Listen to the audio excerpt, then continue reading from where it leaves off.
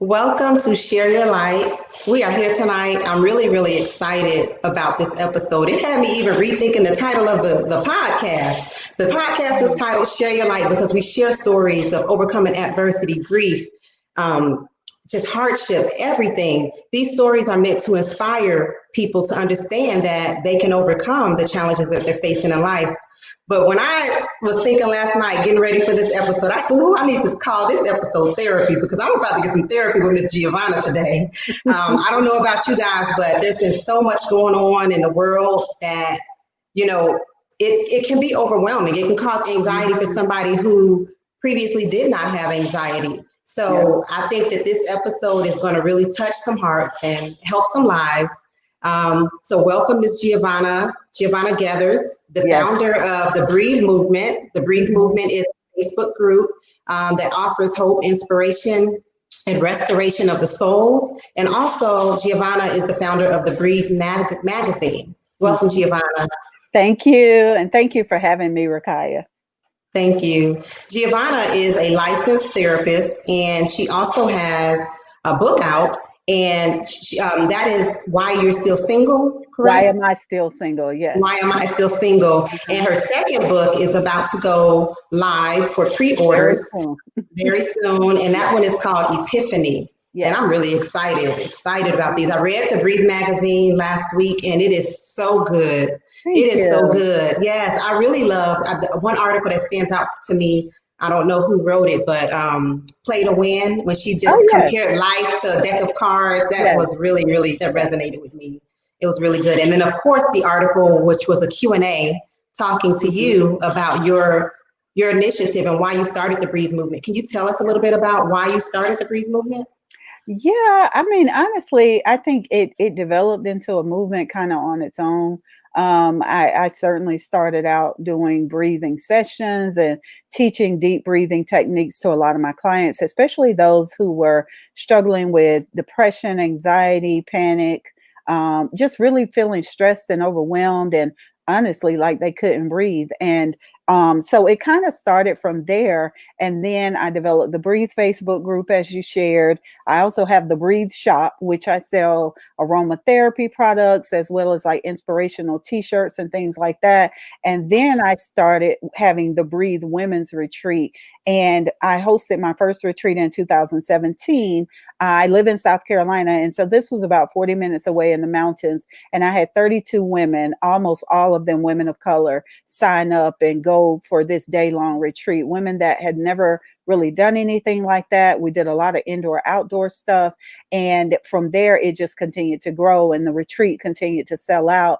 And we even took it to Phoenix, Arizona in 2019, and we're supposed to be going to Jamaica this year, but of course COVID said otherwise.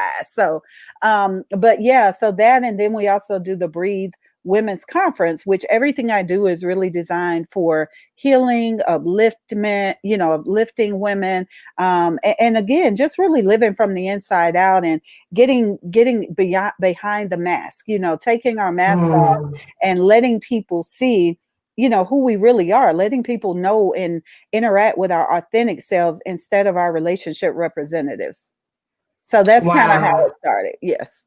And that's a scary place for a lot of women, for a lot of people in general, is taking that mask off. That mask is almost like protection. It protects people from seeing your vulnerabilities. Yeah, it does.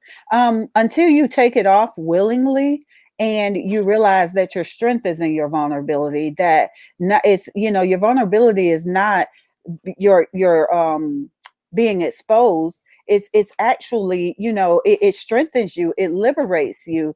And, I often tell people, like, when you become willing to be okay with your own stuff and you've made peace with yourself and with your past, what can anyone bring up that's going to cause you to feel insecure or embarrassed or humiliated? Or you've already owned all your own stuff, so there's really nothing you can throw at me that's going to make me feel the need to cover up. And so it's not necessarily about letting it all hang out and just kind of having emotional vomit, but it's also not about being trapped behind our emotional walls and behind those masks that really prevent us from having true, lasting, intimacy with one another, not just sexual intimacy, but people intimacy. And I think now with us being so quarantined and having us be socially distant and isolated, I think people are really missing that human connection and that intimacy. Right, right. But then the isolation is really causing us to take a look in the mirror and deal with who we are. Because a big part of what you just said is, not being our own worst critic, not being our own bully. I think a lot of people who are afraid to take the mask off, it's not so much that, but I don't want to say it's not so much, but a big part of it is that we're not even accepting who we are or what we've had happen in our own past. Exactly. Exactly. Yeah, because you think about it, and if someone brings up something that you're at peace with, I mean, you may have a slight reaction, but you'll be like, girl, you still on that? But if they bring up something that you haven't healed and you're not okay with, see, that's going to trigger something else on the inside. And you may, lash out, you may retaliate in some kind of way, but it's just going to hit differently because it's unresolved. It's kind of like a sore that there's a scab on it, but it's not necessarily healed. So if someone scratches it or rubs it the wrong way, it will start bleeding again. And you could even feel the same level of pain that you felt when it happened. But once it's completely healed over, I can scratch at it all day long. And even though I may have memory of the sore or the wound, I won't necessarily re-experience the pain of it. So that's kind of what it's like. Yeah. Wow. Wow. Yeah, I had a guest on 2 weeks ago. Before we get too far, I want to ask everybody right now, if you can share this video to your page. As you can see, we're getting into some very, very emotional stuff that can help people with this healing process. I think that everybody out there can benefit from this. So share it on your page because you never know who might need to hear this message today. But a couple of weeks ago, I had a guest on who was talking about her brother's suicide. And with it being Suicide Awareness Month, Suicide Prevention Month, I think that it's, worth talking about that again. But she said that she is just now, and it happened probably, I want to say 15 years ago, able to even admit that it was a suicide. For so long, she would not tell people that it was because, there was a sense of shame attached to that. Yeah, absolutely. That's still that stigma, around mental and emotional health in the African American community that, we don't want to call it what it is. We want to call a duck a swan when sometimes it's really a duck. And so I want to call my anxiety bad nerves, or I want to call my depression being in a funk. I want to call, or either we want to, sugarcoat other things that we may be going through. And honestly, it is a form of self-protection, but what it does is it ends up enslaving us, and it ends up really trapping us to the very thing that we want to be set free from. So it makes sense because, we think Black people don't get depressed. We think Black people are too strong to commit suicide, but the reality is it happens every day. And I tell people, as long as you are in a body that has a brain, you are just as susceptible to mental illness, emotional issues as any other race on the planet. We don't get a pass. So why do you think it is that we don't seek out the help as much as others? What is that stigma? I think some of it is because traditionally how mental health was handled, a lot of times mental health among people of color was seen as instead of people being depressed or just having a mental illness or mental issue, they were locked away. And just consider, thrown in insane asylums and that kind of thing. And so there was no such thing as really treatment. And that's just true across the board with mental health. But among Blacks, it was, sometimes you think about how there had to have been lingering effects of slavery, of, discrimination, of racism, not being able to find a job, having your child being sold away. So you can imagine how some of those things may have impacted us, but no one was really trying to listen, and help to help heal. So instead, we were just kind of again punished, imprisoned, thrown in insane asylums. And so it developed sort of a mistrust. And then you've got things like the Tuskegee experiment, where they injected all those men with the syphilis virus. And so I think just traditionally we kind of had a fear of systems. And certainly, mental health was one of those areas. And then you have the church, who in the Black community was saying there's no such thing as mental illness. There's no such thing as depression. There's no such thing as you needing to talk to a therapist. What you need to do is pray about it. You need to fast. Your life ain't right. You're living in sin. It's because you have been fornicating. It's because you haven't repented for something 20 years ago. And so then you have people feeling guilty on top of that for the things that were happening to them naturally. People telling people don't grieve because God knows best. Well, yeah, God knows best, but I'm still hurting. I'm still mourning someone that I may have lost or something that I may have lost. And you're telling me that I shouldn't be that way because God knows best or God doesn't make mistakes. And so I think just a lot of those experiences are what keep people bound and continue to keep us bound in the African American community, even in 2020. Because we're just now starting to be okay with mental health. I think a lot of celebrities have made it okay. Charlemagne the God, Taraji Henson, and now you have more and more people speaking out. Like, what's her name, that was sharing recently that she struggled with bipolar disorder for years, but never knew what to call it. She's always playing somebody's mama in a movie. Like she was. Oh, the one that was Tina Turner's mother.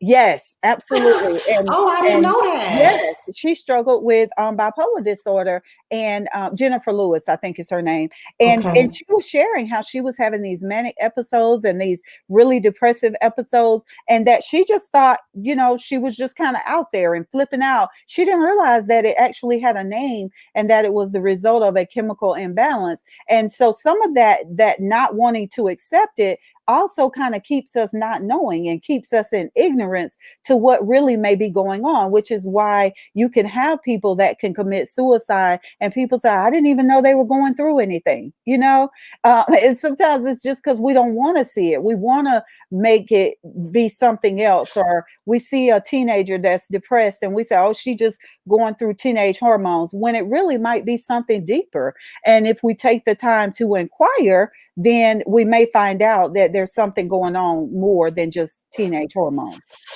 Right, right. And you brought up some amazing points when it comes to grief, because I lost my son a year and a half ago. That's him in the background picture. But Oh, um, so many people said those exact things to me, just pray or don't cry.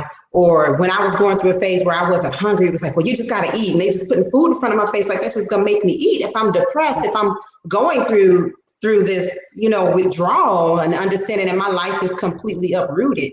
But I don't feel like I got a lot of compassionate support that really tried to listen to what I was going through and just be there to just witness what I was going through. It was always like, let me fix you. Let me just tell you to be happy. Let me tell you to, let me take you for a walk or take you for a pedicure. And if I say I don't want to go, I don't see that person again. oh, wow. Like those visits stopped because I wasn't able to comply with what you thought I needed. Right. Yeah. Because honestly, I hate to say, but some people want your grief to get better. So I feel better around you. See, I don't want to be around you because your grief makes me uncomfortable. I don't know what to do with that. I don't really know how to explain it. I don't really know what to say. One of the things I often say, my best friend lost her 22-year-old son 2 years ago. And what do I say to that? And so what I said to her was, I don't know what to say, but I'm here. If you need to yell, cry, shout, curse, get naked and run down the street, I'm your girl. Just call me and say the word and I will be there. But beyond that, I don't know what to say. And I think it feels better when you just say that instead of trying to fix it or make someone feel better or tell them about your experience. Because even though you and I may have lost a child, my experience is still going to be completely different from yours. You and I could have the same parent and lose that parent, and we're still going to have two ways of grieving, and we're going to have two unique experiences that are unique to us. So you can't tell me, girl, you should be over that by now. Mama been dead 10 years, because you don't know what I'm going through, what unresolved issues I may have had around mom. And so therefore, it's just not good for us to tell people how long grieving should be or when they should be over something. Right. Right. And you mentioned the word strong earlier, and I feel like that's something that is also used a lot in these situations. Like, oh, you're so strong, or you're strong enough to get through this. Yeah. And sometimes I think that even if the person is displaying some hints of being strong, we miss opportunities to be there for that person, because it's almost like, I'm telling you you're strong, so you don't need me to be here. I'm telling you to just basically suck it up and put on a happy face because you're strong enough to handle this. Because God only gives his toughest battles to his strongest soldiers. Yes, yes. And all those cliches, which are well-meaning, but in the end, they really do nothing to speak to our pain. They are band-aids. They're ways of people, again, sugarcoating and wanting us to feel better without actually addressing the real issue. And so, yeah, I get it. And you're right. So many of us don't seek treatment because Black people are strong, and what we don't understand is that we're not strong because we want to be. We're strong because we have had to be. It hadn't been a choice. Life hasn't come up to us and say, hey, do you want to have to deal with this today? So we are strong because we have had to be. We have had to learn how to survive with nothing or with very little. And so given the choice, if someone comes and asks me, girl, do you want to go through some more hardship, or you want me to make it easier? I'm not going to choose strong. I'm not going to choose hard. I'm not going to choose difficult. I'm going to say, oh no, God, give me the easy stuff for a while. So we are strong because we've had to be. We've been forced to be. It's not always a badge of honor to put the S on our chest and pretend that nothing gets us down, that nothing bothers us, that we don't get hurt or wounded or anything like that. We do. And we end up burying and pushing that stuff down on the inside, where it then manifests as other things such as addiction or mental illness, depression, anxiety, panic disorder, insomnia, overeating, overspending, over shopping, over committing, overdoing, over being busy. We still are self-medicating per se. We just aren't necessarily seeking treatment in the traditional ways. But the things are still there. They're not dead. And there's a book I recommend to people often called Feelings Buried Alive Don't Die, or Feelings Buried Alive Never Die, by Carol K. Truman. And it basically speaks to that, how we literally will bury feelings on the inside of us and think that because we're not actively addressing it, that it's dead, when it's not. It's just hanging out under the surface, wreaking havoc on our minds, our bodies, our emotions, and even spiritually. And so, I tell everybody, get that junk out, go to the bathroom and let it go.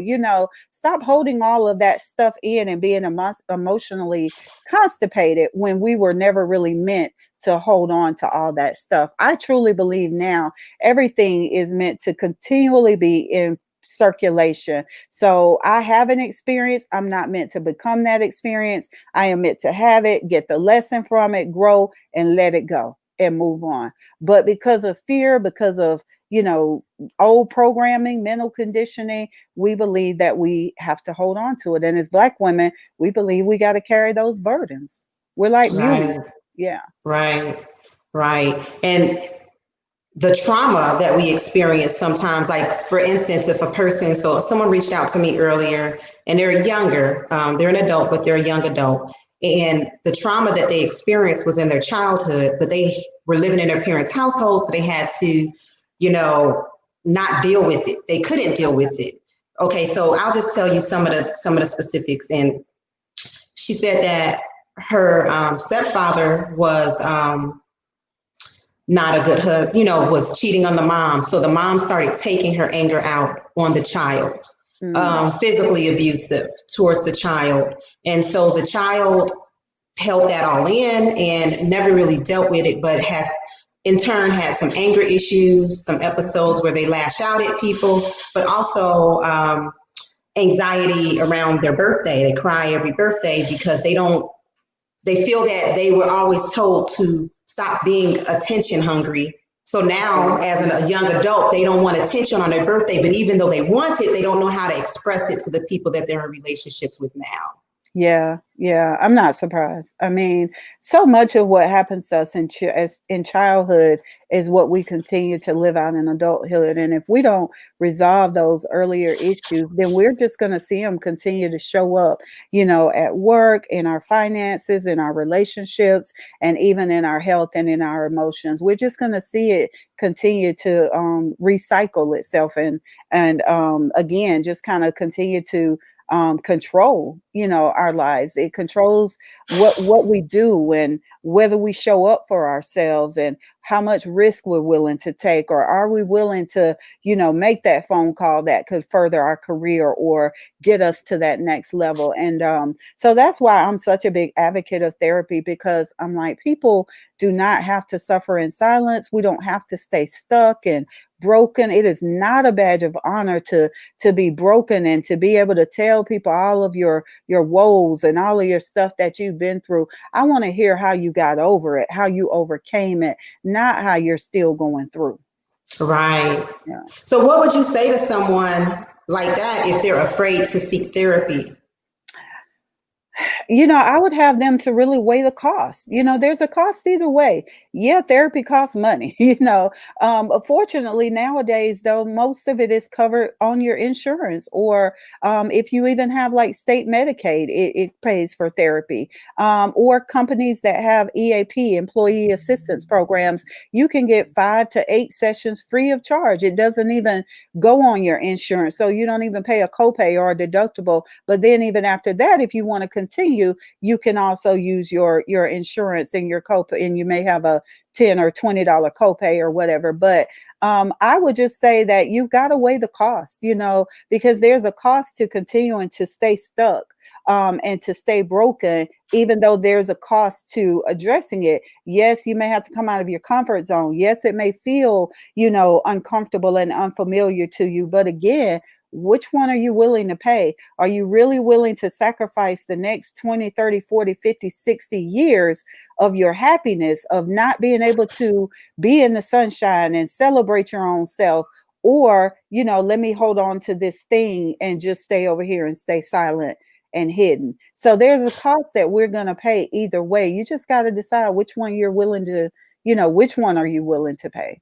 So, what if the fear is not cost related, but it's because they don't want an employer to find out, Hmm. or even like I told the person, I was like, you're overthinking it. I don't think your diagnosis is going to be what you're fearing, Yeah. So you might just need some anger management help, But Right. they're thinking like, what if I get diagnosed with bipolar or something Right. severe? Right. I would answer that in two ways. Number one, this is when some of my clients will decide to pay out of pocket.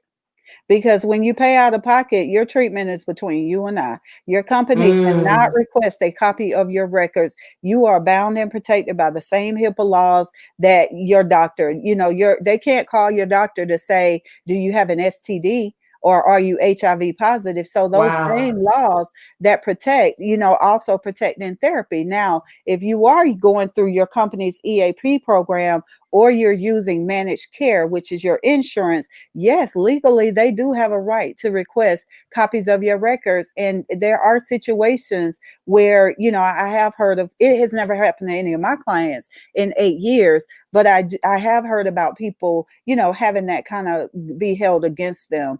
And but I always say, well, there's a way around that. If it really means that much to you and you're willing to pay out of pocket, then everything is sealed. That becomes between you and I, and no one has a right to access those records without your written permission. Right, right. Okay. And then if we go back to the grief conversation we were just having, a Mhm. question that comes up a lot is grief depression, or are they two different things? Grief can become depression. There are the 5 stages of grief, and depression is one of those 5 stages. Now, that's not to say that everyone who goes through the grief process will go through a depression, but that is one of the stages. And a I'm sorry, in addition to anger, denial, and bargaining, and then also shock. Depression is one of those stages of grief. So it can or cannot be correlated together. You can have grief and not ever be in a depression, or they can go hand in hand, just like you can be depressed and not necessarily be grieving. Okay. Yeah. Okay. Okay. Now tell us a little bit about Giovanna. Like, how did you make the decision to become a therapist? Oh, girl, it was never my decision. My choice in life when I graduated undergraduate college was that I was going to become an attorney. I was going to go and become a family law attorney. And so I decided to stay out of school for a year, study for the LSAT, and then I was going to, apply to law school or whatever. But I got a job right out of college at it was a group home for abused girls. And Mm, honestly, I never looked back. It was like instantly I knew that this is what I was supposed to do with my life, that I was supposed to help heal other people in this mm. way. And so I eventually went back to graduate school and earned my master's, and then went on and got licensed so that I could practice independently. And so it was never really a choice. It's really my calling. And I always share with therapists that I am coaching, because I'm considered a supervisor, which means I can license other therapists. And so when I'm working with some of my supervisees, I always tell them great counselors are born, not made. Because if it's just not in you and it's not natural to you, you can still be in the profession, but you may not be as effective as someone else. So I honestly think I was born to do this, and the life experiences that I had really equipped me with the insight and the experiences and the knowledge to be able to speak to it in a very genuine, authentic way. So I don't just talk about what I learned in school. I talk about what I know firsthand. Right. And that makes a huge difference. Now going through what I've gone through, I know, talking Mhm. about something, from book smart or from, motivational quotes is different, completely Yes, different than talking about something from experience. absolutely. Yes, completely different. Yeah. And that's one of the reasons I don't do substance abuse treatment. I'm qualified, but I don't have any addictions, other than white chocolate, and I haven't had that in months. But for someone that's been there, if you have a client reach out to you and say, "Hey, I'm craving, crack cocaine at 3 in the morning," that person knows what to say to that. I wouldn't. I might be Right. like, well, just drink some water and go to bed, because I don't know what that's like. I've never been Right. there. And so Right. that's not to say that I think we have to go through everything in order to speak to it, but I know what I'm equipped to speak to. I know where I'm good, where I'm in the zone, and I know where I'm not. And I'm very okay not trying to get in every lane, but staying in the one where I excel. Yeah. Are you comfortable sharing any of your experiences that have shaped you as a Oh therapist? gosh, Or yes. and as a woman? Yeah, and if you subscribe to the magazine, you will definitely see where my book is about to launch, Epiphany. But even in my first book, Why Am I Still Single? I wasn't just writing a book telling women how to get a man. So please do not get confused by what that book is about. But even in that book, I shared all of my unhealthy relationship patterns and how I had to overcome so much just to become a wife, before I became a wife, but how I had to become wife-like and all of that before I actually became a wife, because I really didn't know what that looked like. My mom and dad had been married, but my father was deceased before I was born. So I grew up and I didn't have an example of marriage in my household, and my mother never remarried. And so I talk about just how I look for love in all the wrong places. I talk about how I was a victim of childhood sexual abuse, and I was acquaintance raped in college, not date raped, but it was acquaintance rape, because it was someone that had gone to high school with my next door neighbor who had come to see her. She was at basketball practice. I knew him. We had played cards together, watched TV together. So when he asked if he could hang out in my room to wait for her. I'm thinking, okay, I've known this person about 6 months. And then he proceeded to force himself on me. And I, like many women, did not report it because I didn't want to be accused of, well, why did you have him in your room? You must have wanted it. You must have teased him. I mean, it's 8 o'clock at night. I'm sure I probably had on t-shirts and a t-shirt and shorts, but in no way was I intending to provoke him, to attack me sexually. And so I went through all that, and I shared all that in the book, and how that really caused me to have trust issues with men in relationships. It caused me to just really have unhealthy relationship patterns. And in the book, I also talk about things like soul ties and how to let a man be a man, because all of my life experiences and growing up in a single parent home, I had learned to be very independent. So, talking about let a man be a man, what is that? So when I say how I had to learn to be a wife, it was different things like that God had to teach me, that just because you know how to do it and you have the ability doesn't always mean that you should do it. So I had to learn what submission looked like, and that didn't make me weak or less than or subservient. It wouldn't make my husband rule over me or anything like that. It actually did the opposite. And so anyway, I talk about all that in my first book, and it's talking about relationships. But in Epiphany, I just kind of go deeper into just a lot of my life experiences, especially since my first book came out, and how I've lost friends, really close friends, like lifelong friends, how I've had people turn away from me, because of course sometimes the higher you start to go up the ladder, the more people you're going to have who can't really deal with that. And so, Wow. my pastor used to say, it's okay when we're looking eye to eye, but when people start having to look up to you, that's when they start to have problems, and they will attack you. They will start to remind you of who you used to be and where you used to be and what you used to do. They become jealous and envious and insecure around you. And I went through that as well. So Epiphany is really like my 3-year journey since my first book was released until now. And so, yes, I use all of that, whether I'm speaking, I speak at a lot of women's empowerment conferences, I lead seminars, workshops, things like that. So I bring all of my experience into whatever I'm doing, because there's always a woman that can relate to that. There's always a woman in the room that's been there. And so I don't, I'm okay showing my scars. I'm like, if Jesus showed his scars, I should be okay, showing my scars. So And I'm just like okay. when you said with the example earlier, with mental health and how some of the celebrities who shared what they've been through, it helps other people understand, okay, I'm not crazy, or this doesn't make me unacceptable to Yeah, society. And when you yeah, talk about the sexual abuse, that is something that, like, as a person, I've taught in high school, and then last year I was on a college coaching staff.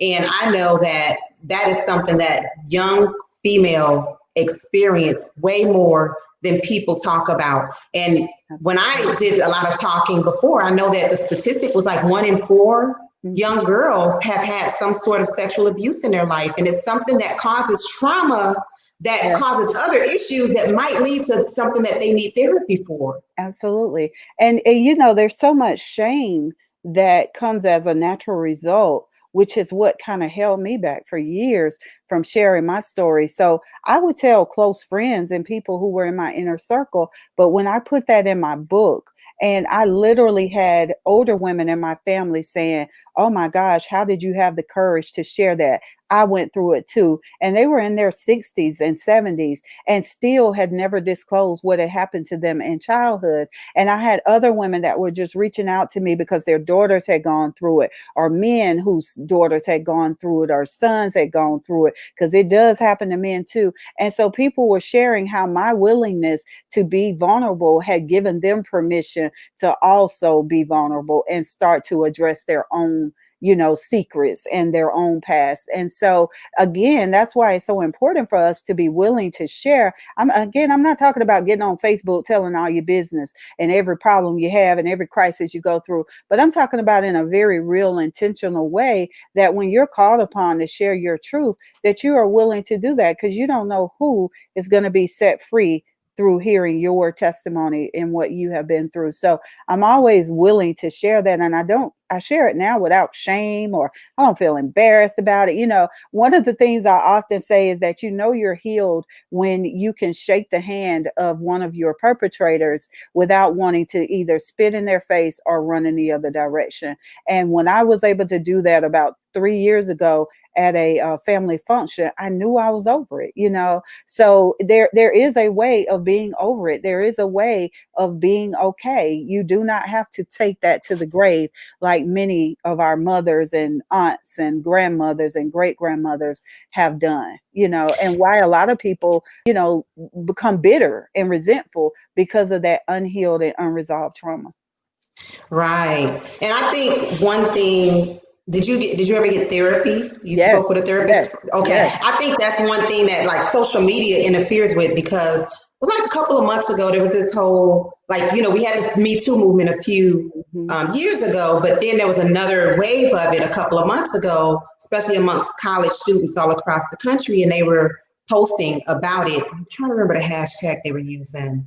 But I've even talked to a couple of young girls that I knew, and I said, okay, I'm not telling you not to share your story on social media, but I said, even more important than sharing your story on social media is actually dealing with it, because now you've put it out there, but you haven't talked to anybody. You haven't Right, gone through the steps of healing from it. So right. what recommendations would you give to someone who has experienced some kind of trauma like that and they need to go through a few steps of healing from it? Definitely seek out a therapist, because your best friend may not have the answers. And that's not to say that therapy can fix it all. We actually don't fix anyone. We just provide the tools and the insight and the space, for people to work through their own stuff. But I would say, really consider reaching out to a therapist, because again, some things people on Facebook just are not equipped to deal with. And it really frustrates those of us who are licensed and trained when we see these circles and groups on social media of people who are not credentialed, advising and giving out, recommendations and counseling people in areas that they really are not qualified to counsel. Because it can all look great when I'm saying, oh girl, you're gonna get over that, just toughen up, this and that. But the reality is, I don't realize that I'm taking on a liability, because what if she doesn't get over it? What if she does go on and commit suicide? What if he does go and kill someone? And then that's blowing back on you, because you really weren't qualified to even speak to that. So I would definitely say, like you're saying, it sometimes has become cool now to have a therapist, and it's cool to have mental health going on, but this is really serious business, and people are really struggling with some serious life altering situations. So I don't want people to make light of that. I'm glad it's more acceptable, but I also want us to make sure that we are giving it the importance that it really requires, and that is, necessary. So I would definitely say, for anyone who has been through sexual trauma, if you're fine, great.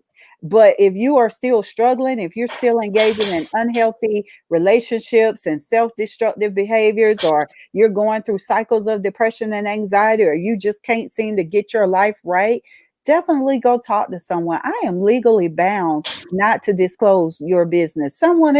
Someone on Facebook get mad at you and turn around and attack you for the same thing that she was just supporting you for a week ago. Or your best friend falls out with you and now she's putting all your business out there. Legally, a therapist cannot do that. So we are a safe space for you to just be able to be yourself and unload and, kind of get to the core of whatever issues you may have. Right, right. And so when we get to COVID and the quarantine and the emotional trauma that people are experiencing there, if it's not to a level to where they, necessarily need to go to a therapist, and you talk about the breathing techniques that you use Yes. in therapy. I have had, yoga sessions and meditation sessions that have been tremendously helpful. So what would be like 2 or 3 tips that you would give somebody just experiencing anxiety, that or even grief, that they might be working with a therapist or a support group, but any tips for someone dealing with anxiety or grief? Yeah, definitely, as you mentioned, the deep breathing, and one thing about it is even though we're kind of still socially isolated, most therapists are offering teletherapy right now. I work every day. I've got 5 sessions tomorrow, and they're all teletherapy because I'm not working in my office at this time. So there is still access, the quality mental health practitioners. But if you're not at that level where you need to necessarily work with a trained professional, then yes, there are things like deep breathing. And you can research a lot of the deep breathing techniques out there, but there's the, Oshan breathing, which is OSHUN. There's 478 breathing. There's even breathing. Lots of different breathing techniques. In yoga, of course, you talk about prana and how its use of the breath helps with the movements and to really connect us with our bodies. But deep breathing is really like one of the best. And I recommend it to all of my clients, even if they're not dealing with stress, anxiety, or panic attacks, because it just helps us to be more in balance and to feel more grounded and calm. It also can help if you're having problems falling asleep or staying asleep.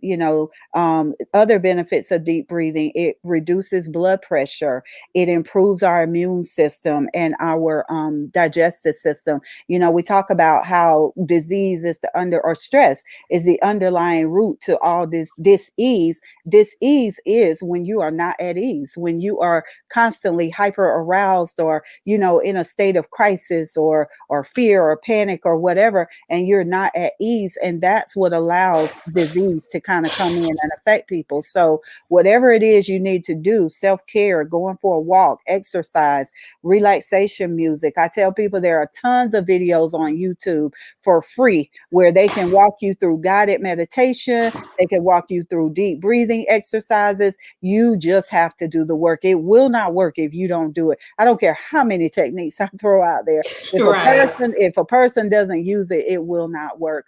And also grounding, that's another one that I really advocate. And one of my favorite grounding techniques when I'm feeling discombobulated or overwhelmed or whatever, is just to go outside barefoot and stand in the grass and just kind of stand there and feel the earth beneath you and know that you are safe and secure and that the ground isn't shifting underneath you. And believe it or not, just that simple technique that's free and that you can go right outside, no matter about COVID, you could do it right now if you wanted to. But things like that. So it doesn't always have to be that you need medication or that you have to sign up for 100, therapy sessions or whatever. Sometimes it could be really simple things. And I think there's a comment up there. Right. So this is Sharon, and she lost her 15-year-old son a few years ago. And she said, I sought help from a few therapists and just didn't feel that they could relate to my pain because they had never experienced such a loss. Yeah. And I'll be honest, Sharon, it sometimes you have to continue until you do find the one who's a good fit for you. Because, honestly, it's just like sometimes going to a hairstylist, and I don't want to trivialize her experience, but every stylist may not be a good fit for you, or every doctor. I always say there's a reason why there are 5 or 6 different headache medications, because what may work for my headache may not work for your headache, Rakaya. And so it's the same with any practitioner or any professional, your dentist. If the therapist isn't a good fit for you and you are still struggling and in distress, then I would advise you to continue and pray. If you're a praying person, pray for God to connect you with the right individual. So many times, like, we ignore and overlook that really simple step, because I constantly pray for God to only send me those who are for me. And I can honestly say that I have an incredible relationship with my clients and I have incredible success with my clients. And I think it's because it's so purposeful and intentional. So I would just share, to continue and pray, and God will answer that. He will show up, and you may be in the grocery store and all of a sudden you overhear somebody talking and you're like, wow. And then they say, hey, I'm a therapist. And so you'll be surprised at just how that can show up when we are willing to ask and put it out there. But I definitely sympathize with that, because I don't like when I hear somebody say, well, I've tried it and it didn't work, or I've tried 5 medications and they didn't work and I've given up. Because like I said, the cost of that is that you just remain stuck. Let me ask you to kind of go with what Sharon said. Sharon, if you could tell me how long you went to counseling or how long did you sit with the therapist, how many sessions? But Giovanna, for me, I feel like for a period of time I went to therapy and I met with a counselor, but I feel like at a certain point we had done, the kind of pain that we are carrying. I don't know if the therapist, like sometimes we might go in there with the expectations that the therapist can take away the pain. And I just came to realization that the pain was going to be something that I would have to learn to function with. Yeah. And I found additional support. So I went to several like months of sessions, weekly, like every week, maybe a few times twice a week. But I went to where I could not hardly even finish getting out my story, because of the tears and the pain and constantly talking to her about not wanting to be here anymore. And so she did help me through that. Mm-hmm. And then I think it got to a point to where I realized that I could talk about it without crying at all. And it's going to be a part of my life. Mm-hmm. So I don't know if it's sometimes to where you get to a point, I don't want to say you graduate from therapy, but I went from doing one-on-one counseling to now I'm in a support group setting to where I'm talking to people who, have similar experiences about the ongoing battles that we, triggers that we come across.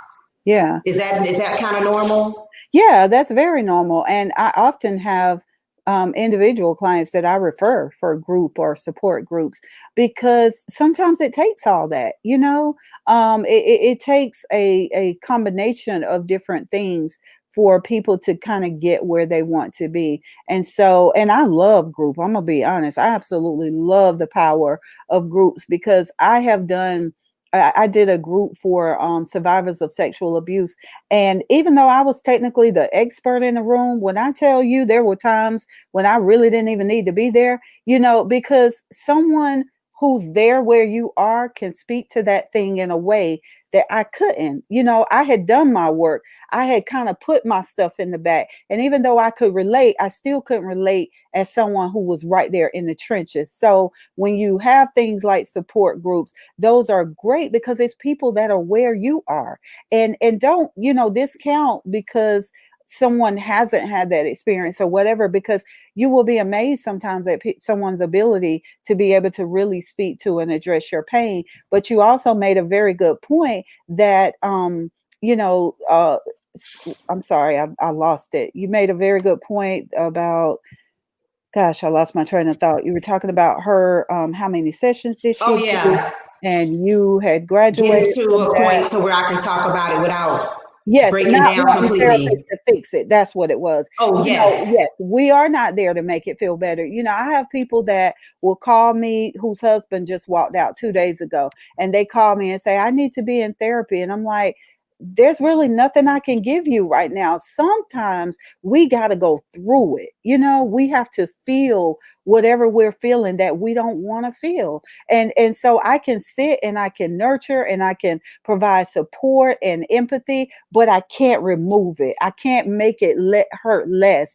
And sometimes the only thing that's going to help is the passage of time, or that you just, start to get back to life, or that kind of thing. And honestly, when it comes to grief, one of the things that I often share with people is, just because you start to get better doesn't mean you're forgetting. It doesn't mean you don't miss them anymore. It doesn't mean that you're over it, or that just because I'm better now, it does, I don't think about it. You're going to always think about it. You're going to always miss that person, but it doesn't always have to feel like a punch in the gut. You know what I'm saying?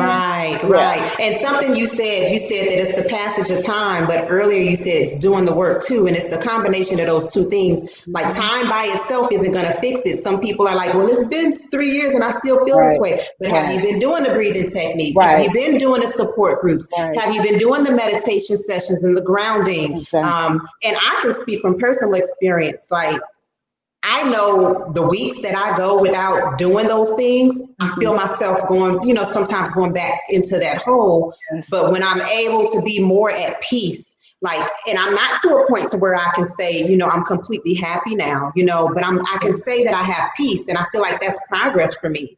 Yes. That's definitely progress. And I feel like sometimes we're expecting someone to take the pain away or to just make us happy, and we don't have to do anything, where that time is going to pass and we're supposed to feel better. But we have to take the steps, just like we take medication. People who have COVID, they have to take the medication every day. I know that I have to wake up and I have to have some where I'm consciously seeking peace every day, whether it's meditating, like you said, praying several times a day. Yes. I have a comment here from Wendy, and she says, yes, I was the same way. I was expecting my therapist to fix me. I thought going in, she could give me all kinds of methods that would fix me, and I was expecting too much, if that makes sense. Yeah, that makes perfect sense. And I'm glad, Wendy, that you can recognize that, because the thing is, I'm probably the opposite, where when I have clients wanting me to give them methods, I always tell them, like, I honestly could give you a whole bunch of worksheets and activities to do, but it'll make you feel somewhat better, because sometimes we like to just be doing something and we think that that's going to make it go away. But honestly, sometimes you just got to get in touch with whatever you're feeling, get to the root of it, and go through it. And the good thing about it is I'm going to be right there with you. And that's the difference than going through it by yourself or trying to get through it without help. I'm there with you. And I tell my clients all the time, if you are in the ditch, I'm in the ditch with you, but I can't pull you out of it. So if we digging out together, I'm right there digging. My fingernails are dirty too, but I cannot and will not drag you out of the ditch. And it's a partnership, and you and I are a team, and together, and I pray for my clients. So if I got to get on my face, if I got to fast for you, if I got to go to God on your behalf, I will do whatever is necessary to get the wisdom and the insight, so I know how to better help you. But at the end of the day, if I can't, I'm also humble enough to say, I just don't think I can get you where you need to be. Let me help you find someone else. And I am so okay with that. Like, I have therapists all the time that won't do that because they feel like they failed or they're not good enough. I don't have that. My primary job is for you to get where you need to be. And if I'm not the person to do that, then sweetie, let me help you get with the right person, because my goal at the end of it all is for people to be healthier, whether I get them there or not. I just want you to get there. Right. Taryn, don't leave, because I see your comment and it's really good. I want to get to that, but I want to get through these other couple of comments that are tied to the grief conversation we're having right now. So when you just said that you'll get down in a ditch with your client, I think a key point that ties back to something you said earlier is sometimes, I'll just say it, people don't want to get out of the ditch because, like you said, it makes us feel attached to our loved one. We feel like staying in that low place is our representation of the love that we had for them. So if we don't want to heal, then we're not going to heal. Exactly. And Wendy just said, again, very good point. If I feel some type of happiness, I feel guilty, like I'm letting my son down. She lost her son, Avery. Yes. And I have another comment real quick. She says, this is Sarah. She says, I don't know quite what I was expecting when I went to therapy, but after several sessions where the therapist said she understood because of the loss of her 89-year-old grandmother was so hard, I knew it wasn't a good fit. Wow. Mm-hmm. Yeah. Yeah. Yeah. Yeah. And that kind of goes back to what I was sharing earlier, that sometimes you don't know what to say. When my best friend lost her 22-year-old son, I didn't go to her and say, well, I had a baby that died, even though I did, because it was irrelevant. It didn't matter. It did nothing to speak to the pain of her losing her child, her 22-year-old son. So I didn't say those things. I didn't try to relate in that way. And so again, what I simply said was, I'm here. Let me know what we're doing. We knocking over some mailboxes tonight. We running down the street butt naked. Let me know what we're doing and I'll be there. Because sometimes you just need that. That's right. it. That's all right. you need. You need to be able to pick up the phone and say, girl, today is just not a good day. And for me, to have that person to say, all right, let's talk it out. What you want to do? What we need to do? Or do you just need me to sit here in silence with you? Because I'm very comfortable even sitting with someone in silence. If that's all we do is sit on the porch in silence, I'm your girl for that too. So I think it's, finding someone who's a good fit. And Wendy, I love your comment that, that you said when you're happy, you feel like you're letting them down. And that's a very common thing, that we see. Or people that feel guilt and feel like, maybe if I had done this, if I had not let them go over that person's house, if I hadn't let them drive that night, if I hadn't have left, if I hadn't have, whatever, that is also a natural response, because there's something in us that wants to try to make sense of it, and make it logical. And it's not logical. One of the questions I often ask people who share that with me is, I'll say, well, if you could have done anything in the world to make it not happen, would you have done it? What do you think I get every single time? Yes. Yes. And I'll say, well, then why didn't you? And what do you think their Because we answer didn't is? know. Because I I couldn't. didn't know. Yeah. I couldn't. And so that really helps people to release some of that feeling of guilt, that somehow, hey, they could have done something to made it work out differently. And then the other stage of grief that we didn't talk about is acceptance. And sometimes that is the stage that it takes a while to get to. Now, let me be clear. Acceptance don't mean I'm okay. It doesn't mean I don't care that it happened. It doesn't mean that I've forgotten. It doesn't mean that I'm somehow now numb to it. You can get to a place of accepting that this has happened, and begin living your life again. And then all of a sudden you hear a song and it brings it right back up, and so there are always going to be those reminders and those things that show up probably throughout the rest of your life. My mom has been deceased for 4 years, and I had that experience yesterday. It just came out of the blue. Wasn't thinking about her, but all of a sudden she rose up in my spirit, and I wanted nothing more than to put my arms around her. And so those things are going to continue to occur. There's a love connection there. There's a soul tie there. And so that's not going to necessarily go away easily. And I think we Right. just have to sometimes be kind and patient and compassionate with ourselves as we go through, that process. Right. Maybe Right. sometimes we expect too much to happen too soon. Right. Right. And like you said, we got to be gentle and compassionate with ourselves. But the acceptance, I think, gets us stuck. I have a mom who I've been talking to. She'll message me sometimes, or if I notice, she's like talking in a way where she doesn't feel like going on. And I'll talk to her about acceptance. And I'm like, acceptance is understanding that you can't change what happened. Like, because she'll get stuck, like, I want him back, or why isn't he here? And I can't live like this without him. And I think that for me, something clicked when I said, because I was in that place, like Mhm. praying for him to come back. Those were my prayers every night. Like, God, you can work a miracle, give him back. And when I said, I know he's not coming back, and I have to accept that this is what happened, and I Mhm. have to live with it, that I felt a sense of peace with that, Yeah. understanding. Yeah, Yeah. and that's a perfect point, because whether it's acceptance of a death, or acceptance of a divorce, or a relationship ending, or some status ending, when we stay in resistance, it always keeps us trapped in the midst of the pain. But acceptance, again, is not condoning it. It's not being okay with it. It's not pretending it doesn't hurt. It's not acting like I'm over it or whatever. Acceptance is what you just said. I accept that this has happened. I don't like it. It hurts like heck. It stinks. It sucks. All of the above. And God, if you gave me one more wish, I would have them back.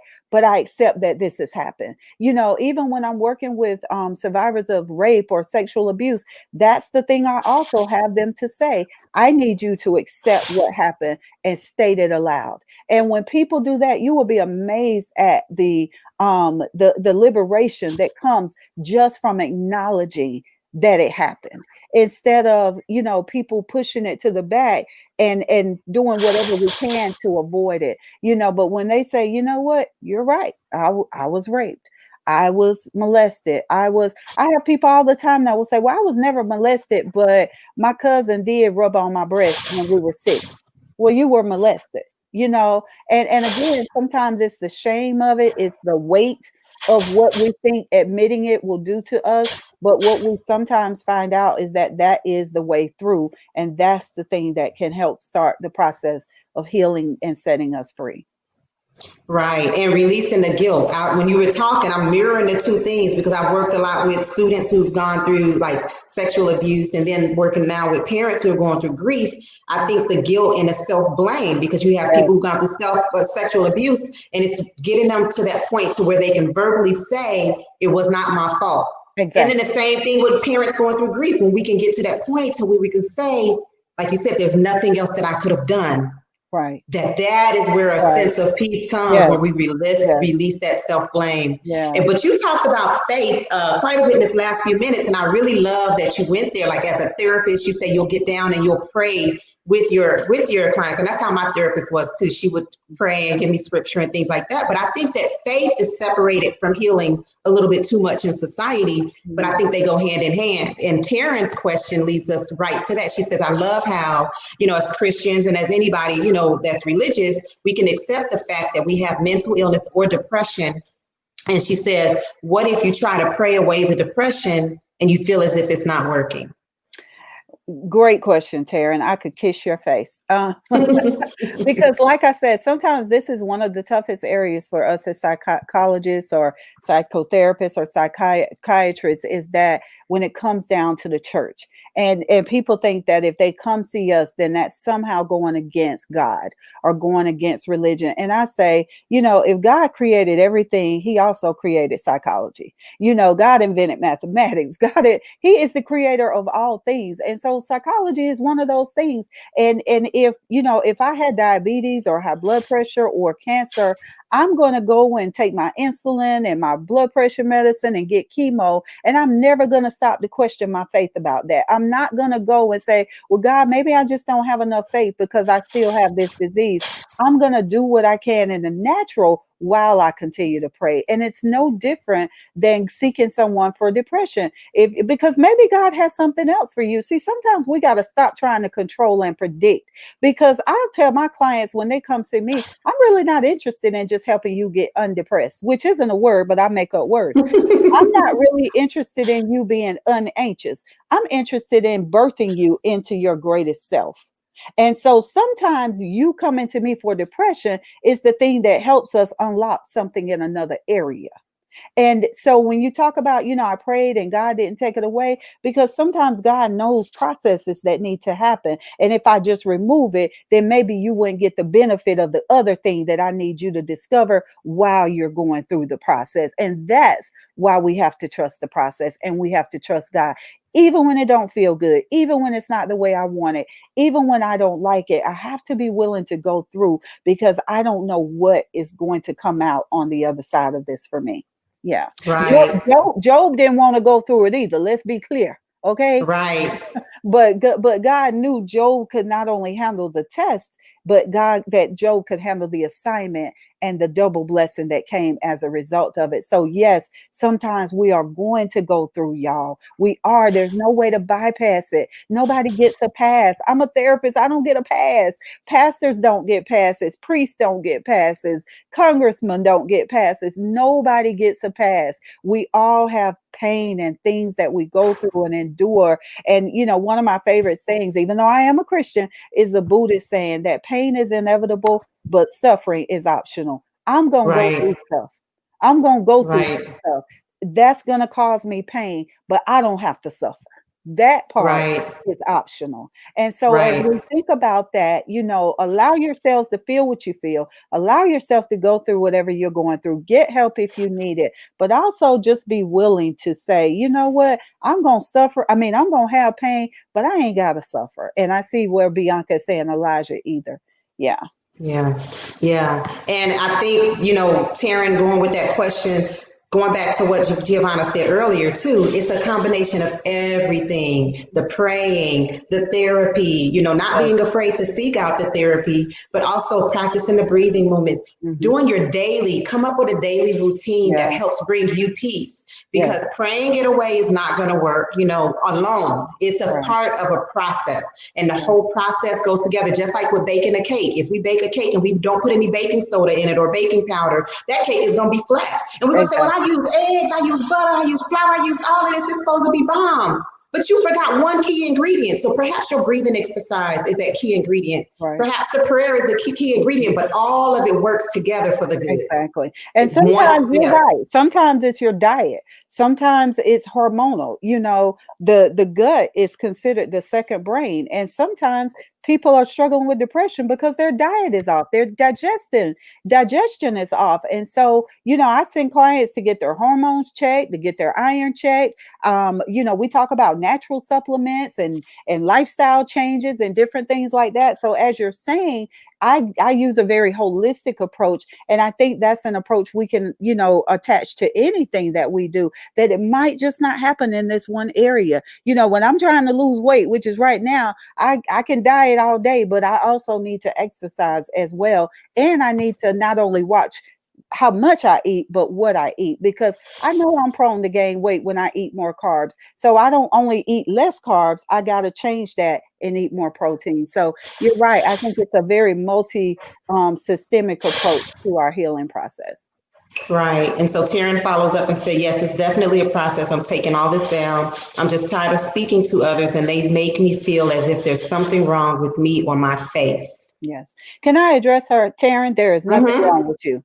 There is nothing wrong with you. You are not your depression. You're having an experience of depression. It is not you, and it is not about your faith. So if you need to work with someone, go and get the help that you need, and stop letting those folks speak that nonsense into your ear. God is not mad at you. You're not being punished. This is not the result of sin or any of those other things. You are simply having whatever depression or whatever is causing that. And I always look at those underlying factors that sometimes are feeding into the depression, which a lot of times is unresolved trauma or stinking thinking, or just, really misperceptions of things that we have been through in life, not feeling good enough, or, feeling like our dad never claimed us, or we never felt validated or approved of.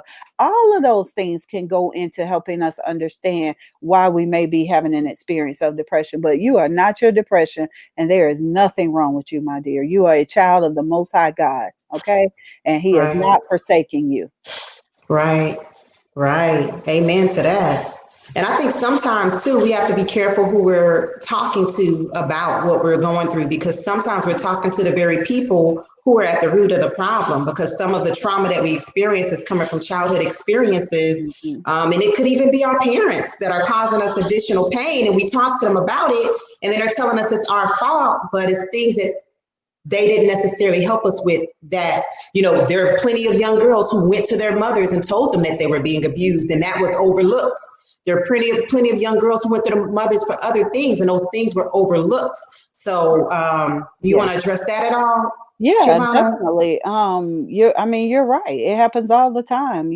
Mothers will believe the man over their child. And so the child is blaming themselves and feeling like they're at fault. And so yeah, I think you always have to take everything into consideration. I wish it was just a very cut and dry process, but it's often not. It's like we said, it's very multi-layered and multi-dimensional. And that's what a good therapist can help you do, is just peel those layers back so that you can get to what the root of the issue is. At least that's my approach. I tell my clients all the time, I'm not really concerned about all your symptoms. I want to just try my best to get to the root of whatever's going on, because if we can get to the root and heal it there, then the symptoms kind of alleviate themselves. So yeah. Yeah, I have one other thing I want to ask you about. I've been seeing, like, people posting about like people who've experienced trauma in their childhood and how that manifests now. I think you might have posted something like this the other day, Mhm. and like that comes out with people trying so hard to please others or overcompensate. And I think you mentioned that earlier. And I see a comment here with someone who I know is, going through a lot, and then they're saying they want to know if they should start a group. But how do we balance that, actually processing what we've experienced before we jump out and try to help someone else? Yeah, I think that's a great point, Rakai. We do have to do our work. If I'm drowning, I can't really help you get to shore.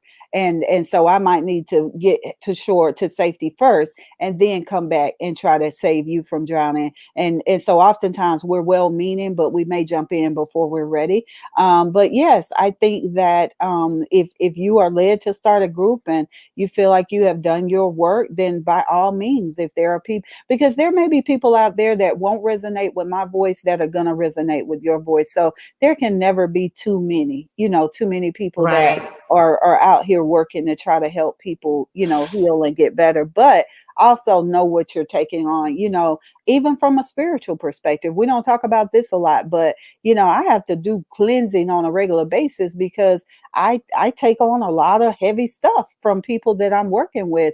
And so because I don't want to end up, weighted down by all of that, I have to do regular things to eliminate, to make sure I'm going to the bathroom so I can stay, clean and regular on the inside. And I'm just saying that from an emotional standpoint.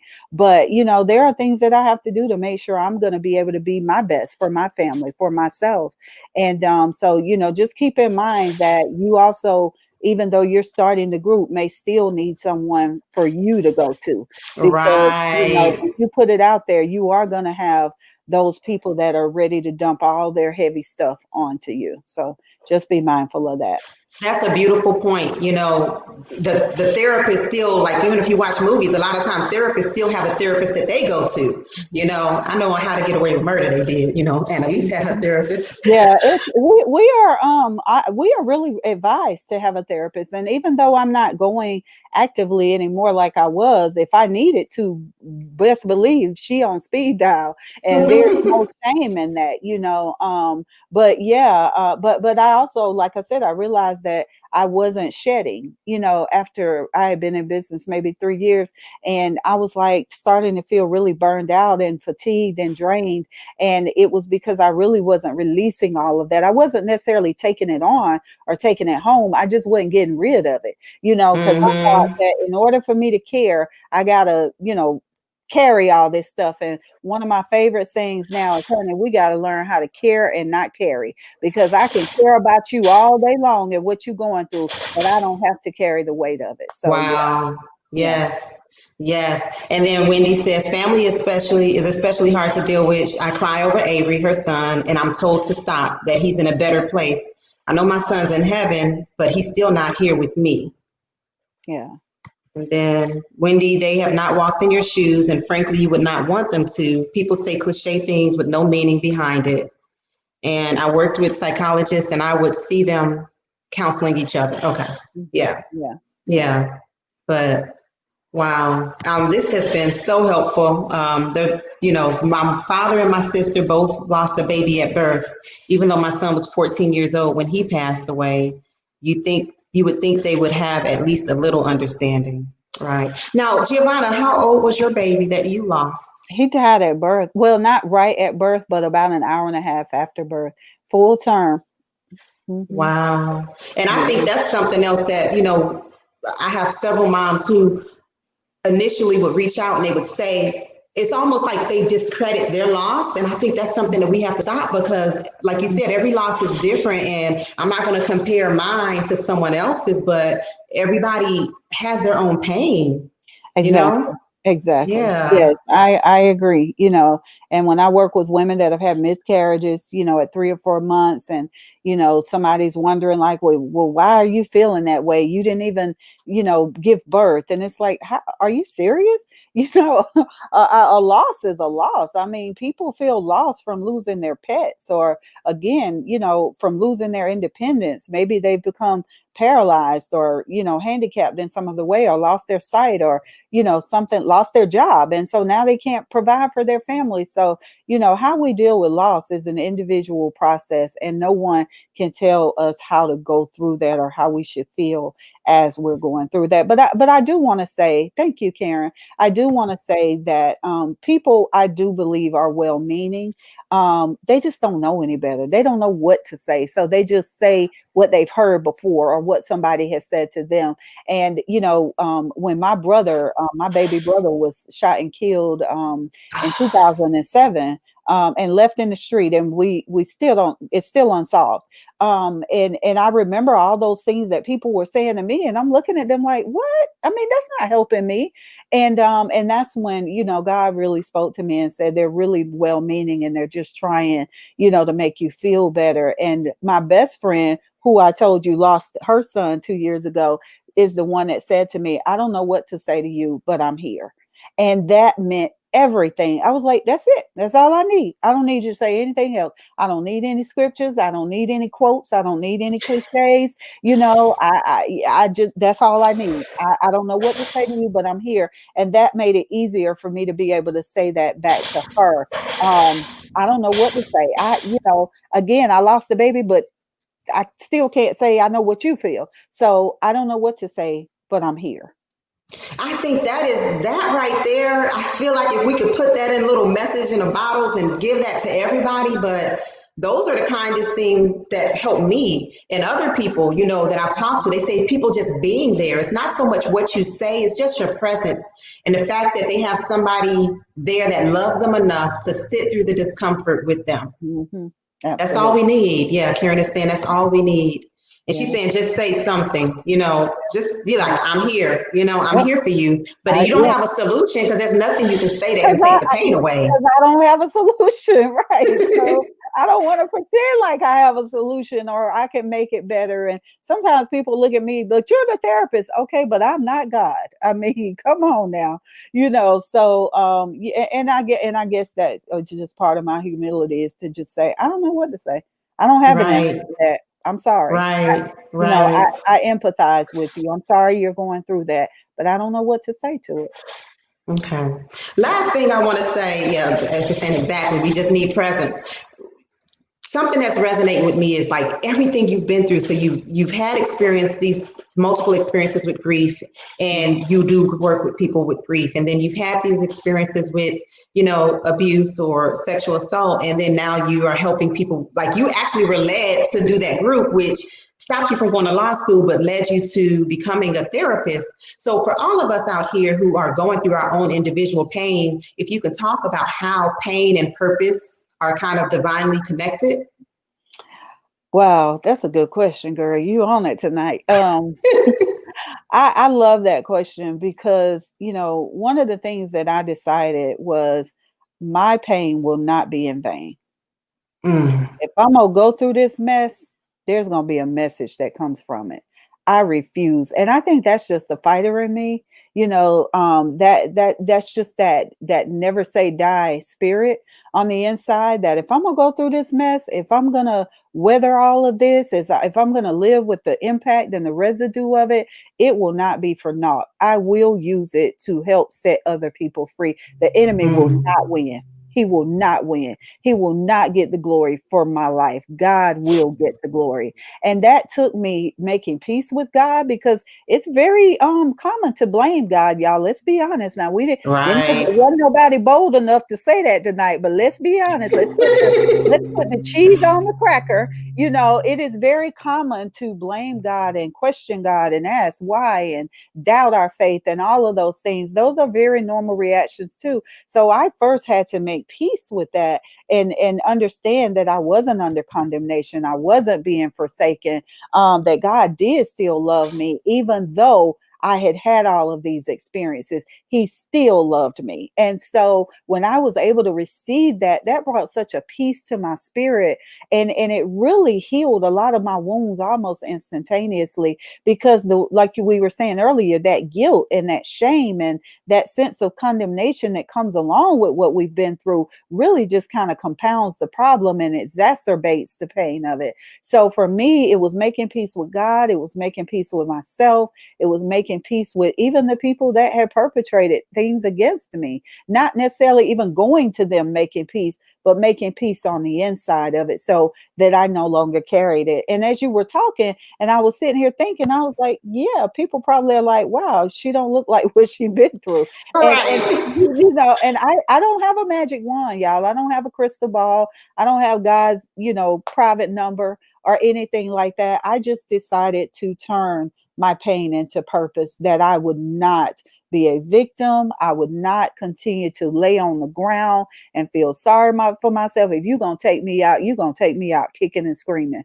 But it will not be because I'm still laying there on the ground feeling helpless. And so, yeah, I see somebody, I'm bold enough to say, I'm angry. Yes, girl, because sometimes that anger is what gives birth, to help us get through it. So it's okay. God is okay with it. Like, he is not gonna cast you away because you are angry with him, because he knows that we're gonna have these human emotions and questions and all of those things. But I think for me, yes, I had to get over my anger. Why did my baby die? Yeah, I did everything. I walked, I cut out salt, I ate well, I slept well, I took care of myself. Why did my baby have to die? Why did my brother get shot down in the street like a dog? Why did I grow up and never even know my father because he was killed before I was even born? Why me? Why was I a daddyless daughter? Why was I sexually abused? Why was I raped? Why did I go through all the other things in my life that I went through? And at the end of that, when I was able to still find and be at peace, that is what made the difference. So, we can go through the fire, but we don't always have to smell like smoke and look like what we've been through. Wow. Praise the Lord right there. And that right there, because if we look at anybody who has achieved what we look towards, like when you say, we're looking from through the window and that person looks successful and they look like they're impacting lives. But if we look at anybody who is impacting lives, 9 times out of 10, those people have that backstory and something that they've overcome. I even posted a video 2 weeks ago about Martin Luther King and the depression that he went through growing up. And people don't see that part. They see the impact that he had, but sometimes we have to go through that fire, like you said, to come out reborn into something different that can actually truly live the purpose that God gave us. Absolutely, girl. You come out refined. I'm telling you, Right. that fire will not consume but you will come out refined. And that's the beauty of it, and as we've been sharing about Job, um, Job came out of it different than how he went into it. And we don't know. When we get to the other side, we get to ask God why.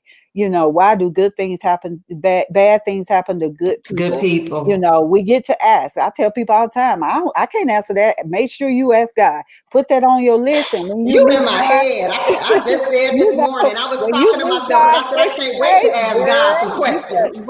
you better ask him them questions. Why do they happen? But we go back to the Bible that says rain falls on the just and the unjust, and that's just the reality of it. So, it's not about how good we are all the time or how many great things we've done or anything. Rain falls on the just and the unjust alike, doesn't fall Did more you ever on us. have did you ever have times like through all that you've been through that you thought you couldn't make it, or you ever had the thought you wish you couldn't be here, or you wanted to hurt yourself? Yeah, I never had thought about hurting myself because I was too afraid. I grew up in the church where they said if you commit suicide, you going to hell. So I was so scared of hell. I knew I would never commit suicide, but there were times when I would pray and say, God, just don't let me wake up tomorrow. Just go ahead and let me sleep and keep sleeping. Yeah. And then I'd wake up and be mad and be like, doggone it, what did I tell you last night? Um, Wake up crying. right, like what I say. But yes, there were definitely those times when I felt that way. Sure, absolutely. And times where it just felt dark and hopeless and and purposeless. But you continue to put one foot in front of the other. In my book I talk about how it's like a tunnel. When you think about a tunnel that goes through a mountain, the tunnel may be dark and dingy and scary and you can't necessarily see the ending of it, or sometimes you're so far in you don't even see the beginning anymore, but the tunnel is the way through to get to the other side. And even though Mm. we want to get over the mountain or go around it, or not even face it at all, the tunnel is sometimes how we get through. So my dark space that I went through was my way through, and now I have the peace of knowing that I could get through it, and that I can also help others to get through it. Yeah. And yes, and like you said, now your message, you're helping others. You are a beacon of light for everyone else out Yeah. here. And so that's why I asked that question, because we look at you and we see that you can't fake the sense of peace that you have right now. You can't fake the joy that I can feel coming from your spirit. So I want everybody watching to know, no matter how bad it is, no matter how bad it feels right now, that like what you said, you keep going through that dark place. Put The one foot only in way front of the through other. Put the one only foot way in through front is of the other. through. Yeah. Yeah. Yes. Just put one foot in front of the other and trust, and as you continue, and then one day you're going to see a little sliver of light, and you can keep moving towards that sliver of light, and eventually it's going to burst forth into this amazing sunshine. And so, like you were saying earlier, if it all is for our good, then it's going to all be for your good. And if you're not there yet, just keep putting one foot in front of the other, and I pray and hope you will definitely get there. Yes, absolutely. I want to say before we log off, guys, this has been a therapy session. Like I started off, I promise y'all, I know that everybody got some good therapy. And I know when I was going to therapy, I was paying at least $100 a session. I ask you sincerely from my heart, Giovanna did not ask me to do this. I ask everybody that's watching the replay, that has benefited from this message tonight, that you go ahead and you subscribe to Breathe Magazine. An online subscription is only $3, and the print copy is only $8. That's for one issue, or you can do an annual subscription. How much is the annual subscription, Giovanna? Good question. I don't know, but I can't remember, but it was a okay. prorated, so But less it's, than yeah, 12. It's less than times 12. So to do us a favor, because we want to support entrepreneurs, especially during this time. She's taken the time to join us and to share. She basically gave us a group therapy session. So do us a favor, share this video. If you are watching the replay, go ahead and type in replay in the comments. Leave comments, continue to leave questions, and we will continue to respond to those questions and yeah. comments. And also the other members, I see they're responding to each other in the questions and the comments. So this is a community. Feel free to join her Facebook group, Breathe The Facebook Breathe group. group. The Breathe group. On Facebook. And thank you so much, Giovanna. And Wanda said, Thank yes, she you. did give us a therapy session. Oh, thank you, Um, Wanda. yes, so I appreciate you so much. And everybody, please, please, please go ahead and take a moment to subscribe to Breathe Magazine. Yeah. And you Um, guys feel free to connect with me too on Facebook, Giovanna Geathers, Instagram, I am Giovanna Geathers. You can find me on Twitter, but I don't ever tweet, y'all. So I'm gonna just go ahead and tell you that. I can't. I don't have time. I can't do them all, but I am pretty active on Facebook and Instagram. So definitely connect Absolutely. with And me. I'd love to have you back again, Oh, so thank you. I would yeah, love to thank come you back. so much. Thank Thank you. you. Okay. All right. Thank you, Giovanna. It's Thank been you a too. blessing. Okay. Have a great night. Okay. Bye You bye. too. Bye-bye.